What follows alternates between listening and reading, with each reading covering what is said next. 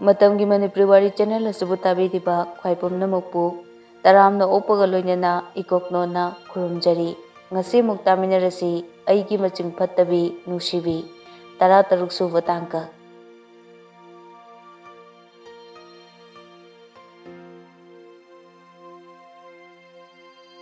manungdo mojapur lilisidi se si hongdo aduga tu asida phane ama yalise asi hongdo luro ei chaklame ba charse Nungsitombi punsibegi purto lauraga kudai apaba amana tingliba phalangdo da yali aduga madugi marumda nungsitombi fi hongto I punsiba sumaning olaga lei loidribo loidore as fi hongbo punga machangine losilo chaklame ei kemta chadri nganglingai duda nungsitombi punsibegi men sarto litlaga phanek tuga setlaga thoklai dress combination do ubada punsibadi nokning luramale thik thik hek noklai punsibana nokpududa nungsitombi su nofet tawi aduga wakal da khalli is druba sa se nokladi yam fajaine rasi gyam leine sakti phajaba mine suktuk mandana ba thibo ramale ne wakal do kana kana nungsitombi na punsibada harai yare khara no ode chapiro ai ngasi chak charakte chayamna lame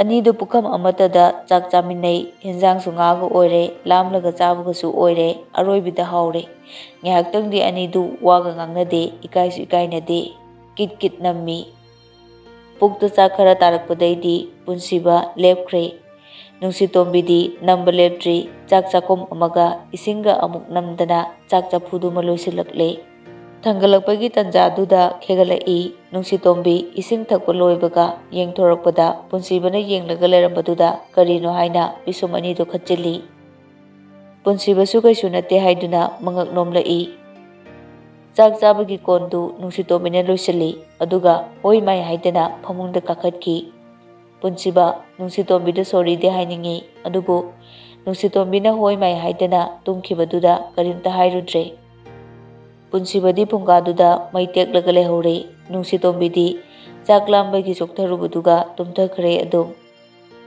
punsiba kangkan haidoklaga nungsitombi tumlabra yengi tumlambaduda masu phamangda thariba phaktuda haifeting thoi urum torokpagi tanjaduda nungsitombisu phamungdagi dup launa ontarai punsibasu khangboi kariboi phuk hagotli ayoma sire kadore phamungdagi ontarade aidi ithanda tumba hainadi matai thangbasu haite onthai hekta asi haraga nungsitombi onthabagi yeisinba masadu paiduna sugatlaga nali punsibana lore angang masadongna aina nate masagine lana dikhangano phamung sidai bani pulap tumba tare nangon tharaktanaba ado border di khachi me aisida yabro line di cross tong nadabi punsibaga nungsitombiga pulap apikwa phamung duda hipinare phi du su share tawinai asomna ahing do hokre nongalamdaida langda nga kaiba lakpa ahalduna thongdu kokok thilai punsiba thilakliba makol do tarduna medpang thurai amu anirak thilamlaga thongdu thilakhidre nakanda yengthoklakpada nungsitombido mangondo kolaga isi sina tumlaga larambadu ure maiduda tariba chammana amani du tapna manada yesanbi nungsitombi na yawalakpada punsibagi khutna manansanki tapna satoknaba hotnai adubu yahib thiba nupinina amuk magi mathakta khongdu thangkalai punsiba wakalda khalli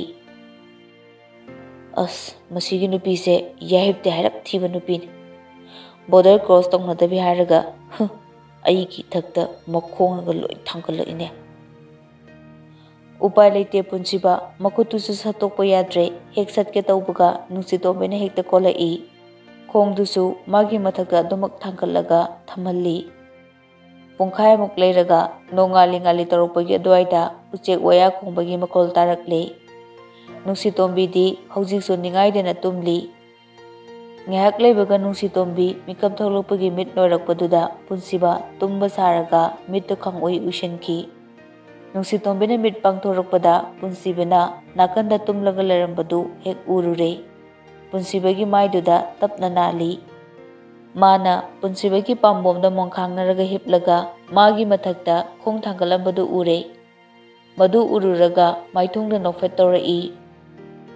Ngarang makhoi anina pukham amatada chak muna chakhibado ningsinglai. Asumna ningsinglakpada punsibana mangonda otkiba gari park senahankiba ngaranggi thaudok pumnamakto matang ningsinglakki. Adudagidi khangaude ningaiduna tumliba punsibabu phamungdudagi thok kauthai. Punsibaju khangboi kariboi phamangda tai. Walang amata ngangde Nungshitombi phamungdagi kumthage tawbada setlamba phanektu nantharakpaduda punsiba mamai fat leithokki. Nungshitombisu ikaiboi kariboi maning olaga phanektu sachilli aduga hairai. Mapanda thoo. Kadawra. Furit hongdoke tawba. Thoo. Punsiba thongdo hangdoklaga mapanda thokre Nungshitombi magi poromliba pisingdu phat hongtoi aduga masamdo kuttuna khara samjillaga chamun punsilli aduga cliptuna chappi. Nakanda leiriba chapududa yauriba isingduna chin amuk tingthoi maidusu tathoi aduga scarptuna teithokna bagtu yansillaga mapanda prapap thoklai. Punsibana kaidano ngaiko chapminase. Aidi nanga kadawagi chapminadoiba ha. Punsiba sauningboy kariboi Nungsitombigi khudangdu tap pairaga imungda sor chingsilli aduga Nungsitombina yaliba scarptu fat chingthoklaga Nungsitombigi makhuttu punsilli aduga ukhongduda pullaga thammi. Nungshitombi laukhalai. Kaigino nangna I police kaigino thado. Punsiba changchinduna Nungsitombigi machindu mensilli. Maphamse lamangni nangna tomna chatkiba yaroi aina nangbu thingani. Punsiba Nungsitombina litlamba purittu lisilli aduga ukhongdo pullibadu lokthoi adubu Nungsitombigi pulliba makhuttudi lokthokte. Lao chalase nangna chatningliba yumdo aduda aina thingani. Animak chatkena tholakpada ahaldusu langkaiba loiraga karakpada mapa chanarami. Ahalduna Ibungo chatlage hairiro yumgi mina lawba laaroidro. Au pabu yumda oina direct adum chatlage. Pabungna ngarang changjafam pibibagidamak thagatchari. Ai amu mafamsida lakhige babu. Hoi fare chatloko adudi. Anidu khamliba garidugi manak yauraduna punsibana thongdo hangtoi aduga Nungsitombida hairai. Kakhalo. Karo ai nanga chapminaro. Wa makha tade punsiba Nungshitombibu phat thangkatli aduga sittuda phamalli. Seat belt dusu phajanbirami. Ai nanga chapminaro habane. Thongdo gam laungna thingjillaga magi sittuda changchilaklaga phammi aduga gari do start tawraga thorai. Nangna ise gari oina uge. Gari khamo habane punsiba. Nungsitombina gari do khamo hari makai gari gi speed to hengkalai. Asomna tawrakpana pung khara helakpada Thawal Bazar yorokle. Mela ground yorokpa adwaida gari do khami morning walking chatpagi misu yamna chinai. Punsiba gari degi kumlaga Nungsitombigi pulliba kutto thadoi. Nungshitombisu gari degi kumthai. Punsiba Nungsitombida sori hainaba hotnai adubu Nungsitombinadi hoi mai haramdana prap chatki. Punsibana Nungshi ngaiko. Punsibana kauba khamba tadana Nungsitombina prap chakhibaduda sauningladuna punsiba garida makhutu thinjinjai. Ngaihak leplamlaga khonglei gari do thawraga mayum tamna lai. Nungsitombina lakpadu makhoigi imunggi midi hawatnaramdri. Sanahanbidi hawatlamle maningda toilet changubagi thongjawdudi hangdoklamlaga leirami. Nungshitombi prap magi kada changlai aduga mafido hongdoklaga phamungda changsillaga tumsilli. No ngalabanina tumthabadi yadre adubu mittudi uidaga lei. Ngaranggi thogdoktu mita amuk urei. Aduda mamitu khangpang pangthurei. Masado swai lawi khanjilubra tu chungki. Nungsitombi hipna wakhalda matomda khanjaki. Aina tawribasibu karino. Chumlibra, lalibra, natraga karino. Hojik aina tawdoribasibu karino. Sanatomina yawalakpagi lenglakpaduda tumba sasinaduna mamit ushinki. Sanatombi sumikap tholakpada nakanda Nungsitombi tumlaga lerambaduna khangprek khangi. Nungsiya, nangdi karam kanda halaiba. Tumdaba mi hawdokpa wai haiduni Nungsitombi tana tasinade tumba sasinai. Nungsitombi na masado nomlaga hawdoi. Kona thangda mamit pangda yadabagi mawongda tumluba saraga hawalai. Hakamga sansinaraga kumlai. As kairo se. Nangbu ngarang kaida chatluge. Pung kyada halake ba yumda? Pung 10:00 Mahusana Nungsitombi imung yam nganna tumnai pung 8 tadringaida. Sengna kumo Nungsi, nang kadada chatluge ba? Nungsitombi padi pakhatli adubu ngamnaba khummi. Ngarangdo data kongkatpa kurkulda chatle. Halaknaba gari bana kuina ngai phangdebu che. Adagidi dauna yadrisu lamakhangdana gari do amuk yaraktriba ngahak palledana. Imphal yorokpada pung 9 hele. Gari phangdaduna amu phana kuina leire. Uchina china data gari amada lalonbi mayamga amu tonglaga laini. Aduso amu thenglakandudane lilong thong yogdringaida puncture uraktana tayardo sindokpada amuk thengdokre. Aduga yum yorokpada pung 10:00 taraga lerame.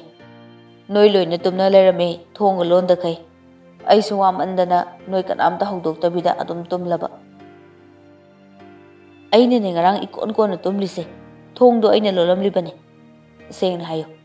Nang karam kanda halakeba yumda. Nungsitombi machegi wahangduda khangkrabra haiduna pakhatli. Khangdina aina lakpada maning thongdo hangdok lerame.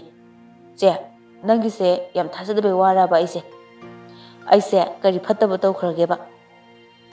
Adugi nattene Nungsiya. Aikoi sinupi ne. Lamdamse man dominating society ne. Nupadi masing khangdaba makai ahing yumda halaktrabasu adum leme. Adubu aikoi nupina halaktrabadi lairadana matam kitang zondana leibada mina ngangnadoine. Nupi haibase yamna lui chekshingadabane. Chiche Aisu khange adubu mafamna matamna yadradi chatnabine haiduna akhoi kadaida leidoino. Soiba khudongtiba haibase tamba ngambrane. Adubu nang khudong chadrena paw ama pirakpadi yaidana. Aikhudi nang chelamgadrana khalaga. Che, aine hena haningline. Ngarang do net samna nungaite.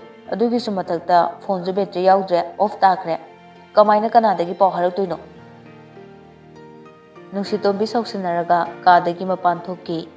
Machin manau anina ngangnabagi makholdo taraduna ibecha hatu pamungdagi kumtharei aduga makhugi kada changlei. Sana nanga wari saridubu kanano Nungsi malida. Mane ma madi ngarang aikoi loina tumnakraba matungda lae. Pung 10:00 yumda thungle hayi. Nungsitombi na harambasingdu mamada amuk chithadana tammi.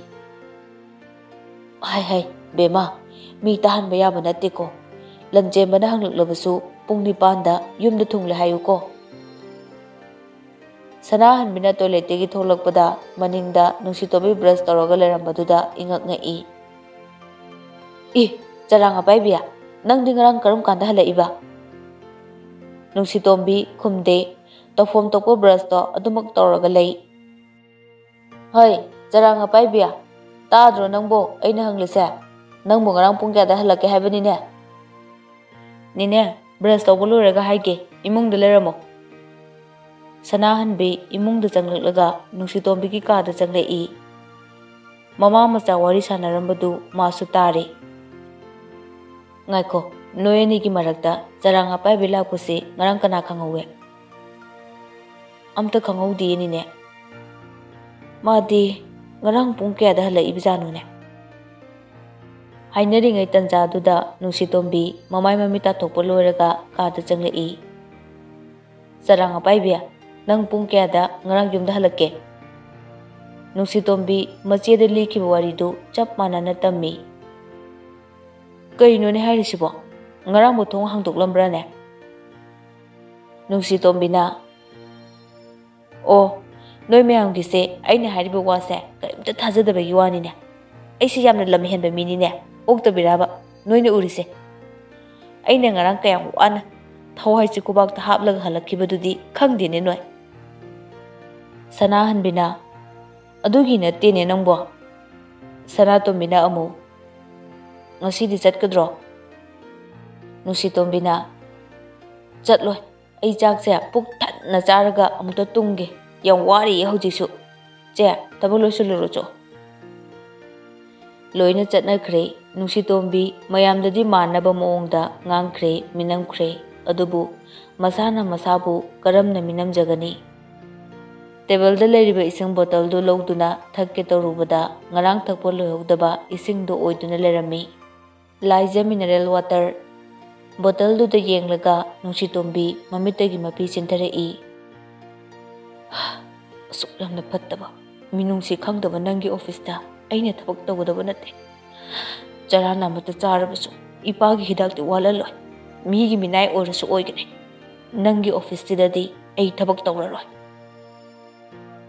Nungsitombi asawba pendabana maram oiraga mara leitaba bottle du da tainei. Bottle du su sudek natik leikhai kapsu kappi.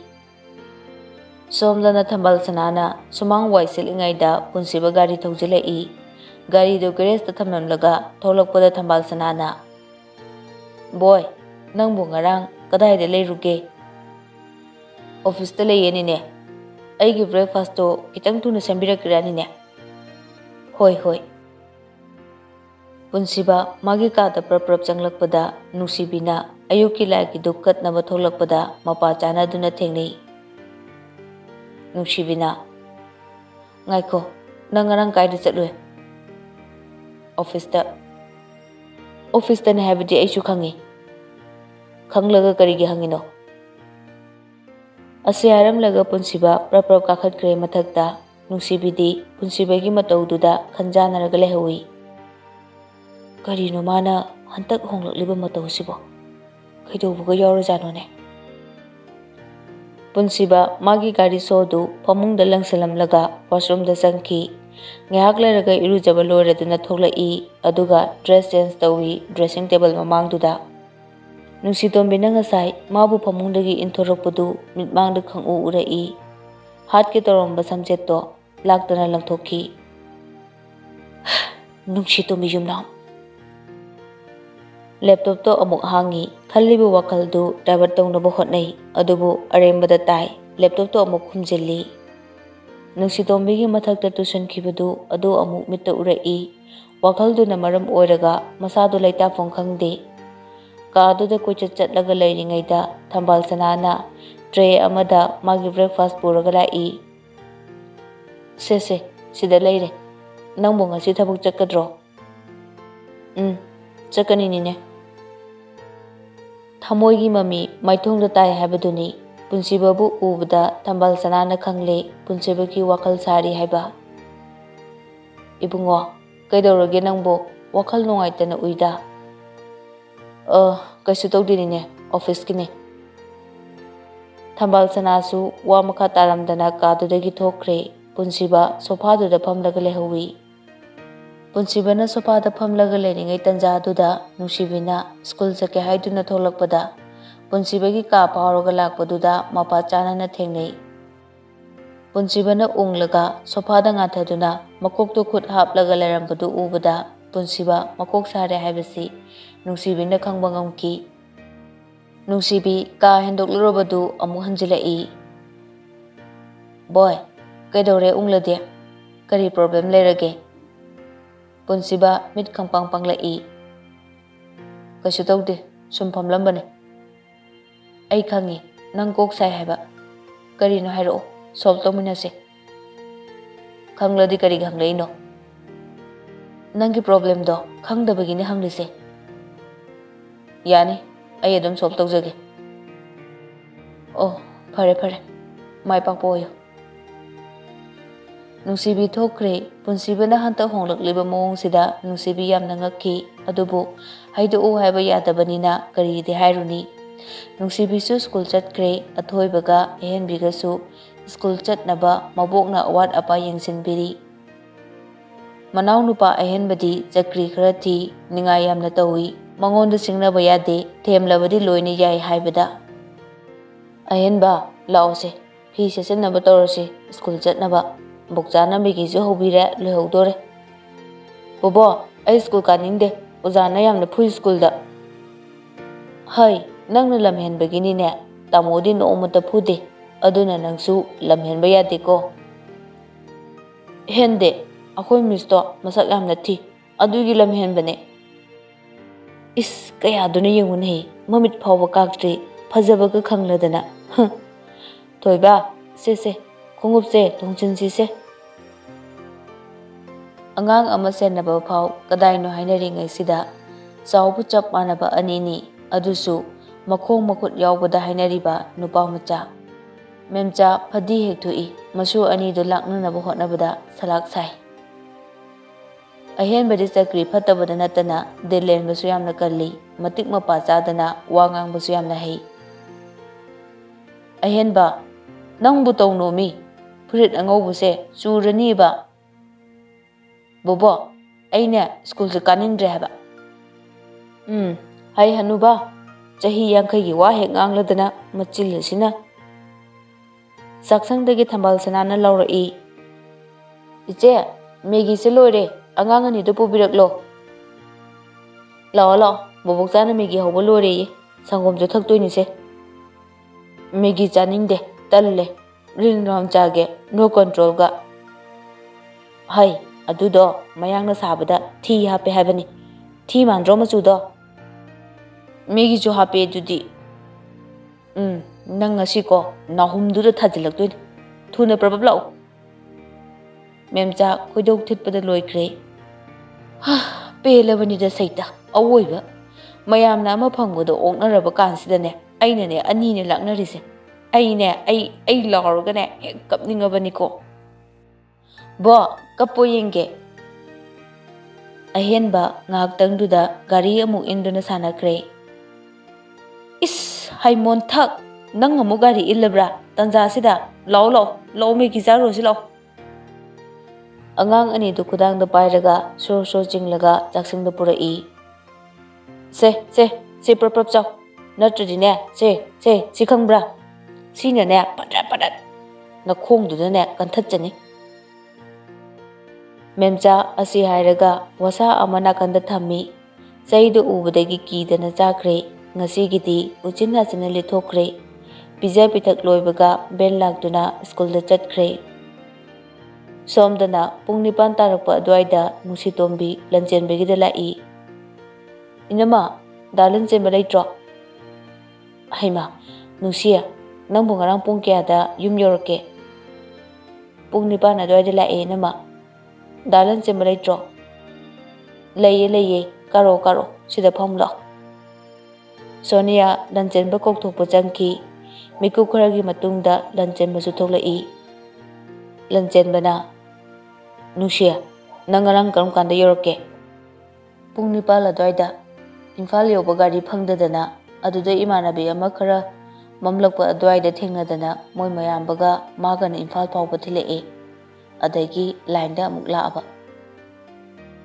ꯅꯨꯡꯁꯤꯇꯣꯝꯕꯤ ꯋꯥꯗꯣ ꯃꯥꯟꯅꯕ ꯉꯥꯡꯉꯤ ꯀꯔꯤ ꯇꯥꯟꯅꯁꯦꯕ ꯅꯪꯅ ꯂꯥꯛꯄꯕꯣ ꯗꯥ ꯂꯟꯆꯦꯟꯕ ꯑꯣꯐꯤꯁꯇꯣ ꯑꯩꯒꯤ ꯑꯄꯥꯝꯕ ꯑꯣꯏꯗ꯭ꯔꯦ ꯑꯗꯨꯅ ꯊꯕꯛꯇꯒꯤ ꯇꯣꯛꯂꯒꯦ ꯂꯦꯞꯂꯦ ꯑꯦꯛꯖꯥꯝꯁꯨ ꯀꯨꯏꯁꯤꯜꯂꯛꯇ꯭ꯔꯦ ꯑꯗꯨꯅ ꯔꯦꯖꯤꯒꯅꯦꯁꯟ ꯂꯦꯇꯔꯁꯦ ꯑꯃꯨꯛꯇ ꯄꯤꯕꯤꯔꯝꯃꯣ ꯍꯥꯏꯒꯦꯅ ꯂꯥꯛꯄꯅꯦ ꯁꯥꯔꯅ ꯀꯩ ꯍꯥꯏꯒꯦꯅꯦ ꯅꯉꯣꯟꯗ ꯁꯥꯔ ꯊꯦꯡꯅꯗ꯭ꯔꯣ ꯉꯔꯥꯡ ꯁꯥꯔꯗꯣ ꯌꯥꯝ ꯄꯥꯈꯠꯅ ꯅꯪ ꯊꯤꯕ ꯆꯠꯈꯤꯕꯅꯦ ꯉꯔꯥꯡ ꯊꯦꯡꯅꯗꯦ ꯀꯩꯁꯨ ꯊꯣꯏꯗꯣꯛꯄꯁꯨ ꯍꯥꯏꯗꯦꯗ ꯌꯥꯝ ꯐꯩꯌꯦ ꯁꯥꯔꯗꯣ ꯅꯨꯡꯁꯤꯇꯣꯝꯕꯤ ꯀꯨꯏꯅ ꯄꯟꯊꯗ꯭ꯔꯦ ꯂꯦꯇꯔꯗꯨ ꯄꯤꯔꯝꯂꯒ ꯌꯨꯝꯗ ꯑꯗꯨꯃꯛ ꯍꯜꯂꯛꯂꯦ ꯂꯝꯕꯤꯗ ꯆꯠꯅ ꯅꯨꯡꯁꯤꯇꯣꯝꯕꯤꯗꯨ ꯉꯔꯥꯡꯒꯤ ꯊꯧꯗꯣꯛꯇꯨ ꯅꯤꯡꯁꯤꯡꯂꯒ ꯃꯄꯤ ꯆꯦꯟꯊꯔꯛꯏ ꯋꯥꯈꯜꯗ ꯈꯜꯂꯤ ꯂꯥꯏꯔꯕ ꯑꯩꯈꯣꯏꯁꯦ ꯇꯣꯜꯂꯤꯗꯀꯣ ꯑꯩꯕꯨ ꯅꯨꯄꯤꯅꯤ ꯍꯥꯏꯗꯨꯅ ꯑꯗꯨꯛꯀꯤ ꯃꯇꯤꯛ ꯎꯁꯤꯠ ꯊꯑꯣꯏꯗꯕ ꯀꯌꯥꯃꯨꯛ ꯌꯥꯝꯅ ꯂꯥꯜꯂꯕꯅꯣ ꯑꯩꯅ ꯃꯉꯣꯟꯗ ꯀꯔꯤꯒꯨꯝꯕ ꯉꯔꯥꯡꯒꯤ ꯊꯧꯗꯣꯛꯇꯣ ꯆꯦꯆꯦꯅ ꯏꯃꯨꯡꯒꯤ ꯃꯤꯁꯤꯡꯅ ꯈꯪꯂꯕꯗꯤ ꯑꯩꯕꯨ ꯀꯔꯤꯅꯤ ꯈꯟꯈꯤꯅꯤ ꯑꯩꯁꯦ ꯆꯠꯅꯕꯤꯒꯤ ꯃꯇꯨꯡ ꯏꯟꯅꯗꯤ ꯆꯦꯜꯂꯨꯔꯕꯅꯤꯀꯣ ꯄꯨꯝꯅꯃꯛ ꯂꯥꯏꯔꯕꯒꯤ ꯂꯥꯏ ꯅꯪꯅ ꯊꯣꯛꯍꯟꯕꯅꯤꯀꯣ ꯋꯥꯈꯜꯗꯨꯗ ꯆꯠꯅ ꯆꯠꯅ ꯅꯨꯡꯁꯤꯇꯣꯝꯕꯤ ꯃꯈꯣꯏꯒꯤ ꯊꯣꯡꯒꯥꯜ ꯍꯦꯟꯗꯣꯛꯂꯒ ꯆꯠꯈꯤ ꯍꯩꯃꯥ ꯅꯨꯡꯁꯤꯌꯦ ꯀꯗꯥꯏꯗ ꯆꯠꯂꯨꯏꯅꯣ ꯂꯩꯀꯥꯏꯒꯤ ꯃꯃꯥꯟꯅꯕꯤ ꯑꯃꯅ ꯀꯧꯔꯛꯄꯗꯨꯗ ꯅꯨꯡꯁꯤꯇꯣꯝꯕꯤ ꯇꯔꯪ ꯑꯃꯗ ꯀꯨꯝꯂꯛꯏ ꯗꯥ ꯂꯝꯆꯦꯟꯕ ꯈꯣꯏꯗ ꯍꯧꯖꯤꯛꯅ ꯀꯗꯥꯏꯗ ꯆꯠꯂꯤꯕ ꯌꯨꯝꯗꯅꯦ ꯀꯩꯅꯣ ꯅꯣꯏꯒꯤ ꯊꯣꯡꯒꯥꯜꯅ ꯑꯥꯗ ꯂꯩꯍꯧꯔꯒ ꯌꯥꯗꯦꯀꯣ ꯅꯨꯄꯤꯁꯦ ꯋꯥꯈꯜ ꯖꯥꯠ ꯖꯥꯠ ꯈꯟꯕ ꯃꯥꯜꯂꯤꯀꯣ ꯔꯥꯖꯦꯁꯇꯣ ꯃꯥꯒꯤ ꯐꯣꯟ ꯌꯥꯗ꯭ꯔꯦꯅ ꯍꯥꯏꯕꯤꯌꯣꯅ ꯍꯥꯏꯔꯛꯄꯅꯦ ꯉꯔꯥꯡꯗꯣ ꯋꯥꯡꯖꯤꯡꯗ ꯊꯦꯡꯅꯔꯝꯃꯦ ꯑꯣ ꯑꯩꯗꯤ ꯚꯥꯞ ꯑꯃ ꯑꯣꯏꯔꯨꯔꯦꯗꯅ ꯅꯪꯕꯨ ꯀꯗꯥꯏꯗꯅꯣ ꯁꯥꯏꯀꯜꯗꯨꯒ ꯍꯣꯇꯦꯜꯗꯇ ꯂꯩꯕ ꯆꯠꯂꯨꯒꯦ ꯇꯧꯕꯅꯦ ꯑꯣ ꯑꯗꯣ ꯄ꯭ꯔꯤꯌꯥꯗꯣ ꯂꯨꯍꯣꯡꯕꯒꯤ ꯕꯥꯇꯣꯟ ꯇꯧꯔꯛꯀꯅꯤ ꯂꯥꯛꯑꯣ ꯍꯥꯏꯔꯛꯄꯅꯦ ꯆꯠꯁꯤꯀꯣ ꯆꯠꯁꯦ ꯀꯔꯤ ꯂꯝꯗꯅꯣ ꯃꯥꯅ ꯆꯦꯜꯂꯤꯗꯨꯕꯣ ꯍꯧꯈꯥꯗꯅꯦ ꯍꯩꯖꯤꯡꯄꯣꯠꯁꯨ ꯆꯠꯁꯤꯀꯣ ꯍꯣꯏ ꯆꯠꯁꯦ ꯑꯗꯨꯗꯤ ꯑꯩ ꯂꯩꯍꯧꯔꯒꯦꯀꯣ ꯃꯃꯥꯟꯅꯕꯤꯗꯨꯁꯨ ꯁꯥꯏꯀꯜꯗꯨ ꯊꯧꯗꯨꯅ ꯆꯠꯈ꯭ꯔꯦ ꯅꯨꯡꯁꯤꯇꯣꯝꯕꯤꯁꯨ ꯃꯊꯟꯇ ꯃꯨꯔꯨꯝ ꯃꯨꯔꯨꯝ ꯁꯣꯟꯗꯨꯅ ꯃꯌꯨꯝꯂꯣꯝꯗ ꯑꯃꯨꯛ ꯍꯜꯂꯛꯏ ꯑꯣ ꯑꯩꯗꯤ ꯊꯣꯡꯒꯥꯜꯒ ꯆꯪꯕ ꯀꯥꯎꯔꯨꯔꯦꯗꯅ ꯄꯨꯝꯅꯃꯛꯁꯦ ꯍꯤꯡꯆꯥꯕ ꯗ꯭ꯔꯨꯕꯥꯁꯥ ꯅꯪꯅ ꯊꯣꯛꯍꯟꯕꯅꯦ ꯅꯪꯁꯨ ꯑꯩꯅ ꯃꯇꯥꯡ ꯆꯥꯕꯗ ꯂꯃꯟꯗꯤ ꯈꯨꯝꯒꯅꯤ ꯁꯣꯏꯗꯅ ꯅꯪꯅ ꯍꯦꯟꯖꯤꯟꯕꯗꯤ ꯈꯛ ꯌꯥꯔꯣꯏ ꯅꯨꯡꯁꯤꯇꯣꯝꯕꯤ ꯃꯄꯤꯗꯨ ꯐꯠꯐꯠ ꯇꯩꯊꯣꯛꯂꯒ ꯌꯨꯝꯗ ꯆꯪꯂꯛꯏ ꯅꯨꯡꯁꯤ ꯑꯩ ꯀꯥꯡꯈꯟꯁꯦ ꯑꯝꯇ ꯂꯣꯏꯁꯤꯟꯒꯦ ꯅꯪ ꯆꯥꯛꯈꯨꯝꯗ ꯑꯝꯇ ꯆꯪꯉꯨ ꯄꯥꯕꯨꯡꯒꯤ ꯍꯤꯗꯥꯛ ꯆꯥꯕ ꯅꯪꯅꯕ ꯑꯝꯇ ꯇꯧꯔꯛꯑꯣ ꯍꯣꯏ ꯆꯦꯆꯦ ꯕꯣꯔꯥ ꯍꯧꯔꯒ ꯁꯣꯏꯕꯨꯝ ꯏꯔꯣꯟꯒꯦꯀꯣ ꯅꯪꯅ ꯄꯥꯝꯕ ꯕꯣꯔꯥꯁꯤꯗꯤ ꯍꯥꯏꯐꯦꯠꯇꯤ ꯄꯥꯝꯃꯤꯍꯦ ꯑꯗꯣ ꯍꯧꯁꯤꯀꯣ ꯆꯦ ꯕꯦꯁꯣꯟꯗꯣ ꯂꯩꯕ꯭ꯔꯥ ꯌꯦꯡꯉꯨ ꯅꯪꯅ ꯊꯣꯛꯄ ꯇꯧꯔꯣ ꯏꯃꯥ ꯏꯕꯥꯅꯤꯗꯤ ꯃꯦꯆꯤꯟꯗ ꯐꯝꯂꯕꯅꯤꯀꯣ ꯆꯥꯛꯈꯨꯝ ꯆꯪꯈ꯭ꯔꯦ ꯅꯨꯡꯁꯤꯇꯣꯝꯕꯤ ꯋꯥꯈꯜ ꯌꯥꯝꯅ ꯆꯥꯎꯊꯣꯛꯄ ꯅꯨꯄꯤꯅꯤ ꯊꯃꯣꯏꯁꯨ ꯌꯥꯝꯅ ꯀꯜꯂꯤ ꯑꯋꯥꯕ ꯋꯥꯈꯜ ꯈꯟꯕ ꯍꯩꯇꯦ ꯈꯜꯂꯁꯨ ꯎꯠꯊꯣꯛꯄ ꯍꯩꯇꯦ ꯃꯤꯅ ꯎꯕꯗꯗꯤ ꯌꯥꯝꯅ ꯅꯨꯡꯉꯥꯏꯅ ꯂꯩꯕ ꯃꯥꯜꯂꯤ ꯏꯁꯩ ꯉꯪꯗꯅ ꯆꯥꯛꯇꯨ ꯃꯄꯥ ꯆꯥꯕ ꯅꯪꯅꯕ ꯀꯟꯅ ꯊꯣꯡꯂꯤ ꯁꯣꯝꯗꯅ ꯄꯨꯟꯁꯤꯕ ꯊꯕꯛ ꯆꯠꯅꯕ ꯂꯣꯏꯁꯤꯟꯕ ꯂꯣꯏꯔꯒ ꯆꯥꯛ ꯆꯥꯕ ꯆꯪꯂꯛꯏ ꯊꯥꯔꯤꯕ ꯗꯥꯏꯅꯤꯡ ꯇꯦꯕꯜꯗꯨꯒꯤ ꯆꯤꯌꯔꯗ ꯐꯝꯊꯩ ꯅꯤꯅꯦ ꯆꯥꯛ ꯊꯥꯡꯗꯣꯛꯄꯤꯔꯛꯑꯣ ꯊꯝꯕꯥꯜ ꯁꯅꯥ ꯆꯥꯛ ꯊꯥꯡꯗꯣꯔꯛꯏ ꯀꯔꯤ ꯌꯦꯟꯖꯥꯡꯅꯣ ꯅꯤꯅꯦ ꯉꯥ ꯊꯣꯡꯕꯅꯦ ꯇꯥꯗꯅ ꯉꯔꯥꯡ ꯆꯥꯛ ꯂꯣꯏꯔꯒ ꯄꯣꯔꯛꯄꯗꯨꯗ ꯇꯥꯎꯊꯣꯛꯂꯒ ꯉꯁꯤ ꯑꯣꯏꯅ ꯊꯣꯡꯂꯕ ꯆꯥꯔꯣ ꯄꯨꯟꯁꯤꯕ ꯉꯥ ꯊꯣꯡꯕꯗꯨ ꯎꯕꯗ ꯉꯔꯥꯡ ꯅꯨꯡꯁꯤꯇꯣꯝꯕꯤꯒ ꯆꯥꯃꯤꯟꯅꯈꯤꯕꯗꯨ ꯅꯤꯡꯁꯤꯡꯂꯛꯏ ꯊꯣꯛꯈꯤꯕ ꯊꯧꯗꯣꯛꯁꯤꯡ ꯃꯃꯤꯠꯇ ꯁꯪ ꯎꯔꯛꯏ ꯍꯨꯛꯀꯦ ꯇꯧꯔꯝꯕ ꯆꯥꯛ ꯆꯥꯈꯣꯝꯗꯨ ꯄꯨꯈꯝꯗ ꯊꯝꯈꯤ ꯄꯨꯟꯁꯤꯕꯅ ꯆꯥꯛ ꯆꯥꯗꯅ ꯆꯥꯛ ꯄꯨꯈꯝꯗꯨꯗ ꯃꯨꯟꯅ ꯌꯦꯡꯂꯒ ꯂꯩꯕꯗꯨꯗ ꯊꯝꯕꯥꯜ ꯁꯅꯥꯅ ꯄꯥꯈꯠꯅ ꯍꯪꯂꯛꯈꯤ ꯀꯩꯗꯧꯔꯒꯦ ꯏꯕꯨꯡꯉꯣ ꯀꯔꯤ ꯌꯥꯎꯔꯝꯂꯒꯦ ꯁꯝꯒ ꯌꯥꯎꯔꯕ꯭ꯔꯣ ꯀꯩꯁꯨ ꯇꯧꯗꯦꯗ ꯅꯤꯅꯦ ꯊꯝꯕꯥꯜ ꯁꯅꯥꯅ ꯅꯨꯡꯉꯥꯏꯔꯣꯏ ꯍꯥꯏꯗꯨꯅ ꯇꯣꯠꯂꯤꯕ ꯆꯥꯛꯇꯨ ꯆꯥꯈꯣꯝ ꯑꯅꯤꯔꯛ ꯍꯨꯛꯂꯒ ꯆꯠꯈ꯭ꯔꯦ ꯑꯉꯥꯡꯁꯦ ꯃꯊꯥ ꯌꯥꯝꯅ ꯁꯥꯔ ꯃꯥꯜꯂꯦ ꯑꯩꯕꯨ ꯍꯪꯁꯤꯔꯥꯅꯦ ꯍꯣꯔꯦꯟ ꯍꯪꯂꯒꯦꯗ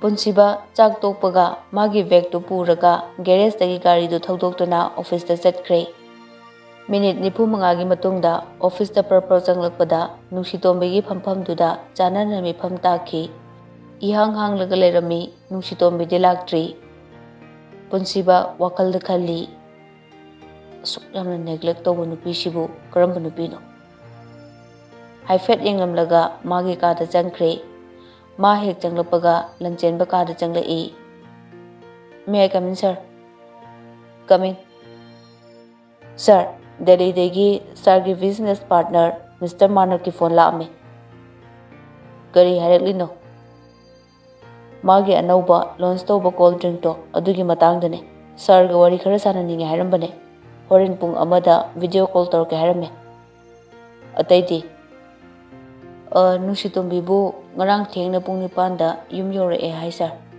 ꯁꯥꯔꯅ ꯉꯔꯥꯡ ꯆꯠꯈꯤꯕꯗꯣ ꯊꯦꯡꯅꯗꯕ꯭ꯔꯣ ꯊꯦꯡꯅꯗꯦ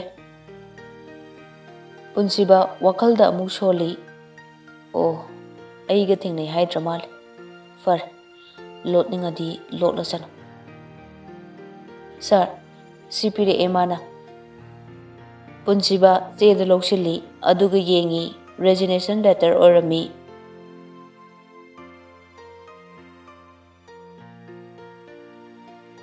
ꯃꯇꯥꯡ ꯑꯁꯤꯗ ꯋꯥꯔꯤ ꯑꯁꯤꯕꯨ ꯊꯋꯥꯏ ꯌꯥꯎꯅ ꯇꯥꯕꯤꯔꯤꯕ ꯑꯩꯒꯤ ꯅꯨꯡꯁꯤꯔꯕ ꯂꯤꯁꯅꯔ ꯈ꯭ꯋꯥꯏ ꯄꯨꯝꯅꯃꯛꯇꯒꯤ ꯏꯀꯥꯏꯅꯅꯕ ꯌꯥꯊꯪ ꯂꯧꯖꯔꯤ꯫ ꯃꯈꯥ ꯇꯥꯕ ꯁꯔꯨꯛ ꯍꯌꯦꯡ ꯄꯨꯟꯅ ꯇꯥꯃꯤꯟꯅꯔꯁꯤ꯫